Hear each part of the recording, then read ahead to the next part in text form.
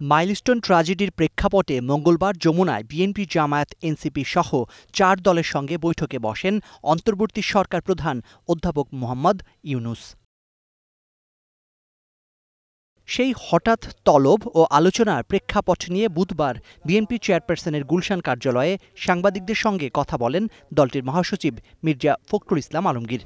ডাকেন মাঝে মাঝে, যখন আপনার কোনো ক্রাইসিস তৈরি হয় সরকারের, তখন তারা আমাদেরকে ডাকেন।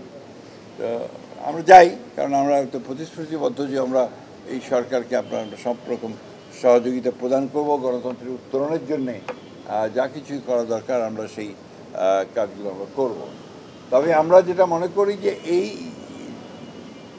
এনগেজমেন্টটা, এই মত বিনিময়টা আরও ঘন ঘন হলে আরও ভালো হতো, তাহলে হয়তো এই উদ্ভূত সমস্যাগুলো তৈরি হতো না। রাজনৈতিক দলগুলো সভা সমাবেশ আলোচনায় পরস্পর বিরোধী বক্তব্য দিলেও পরাজিত শক্তি প্রতিরোধে তাদের মধ্যে কোনো দূরত্ব নেই বলেও জানান তিনি।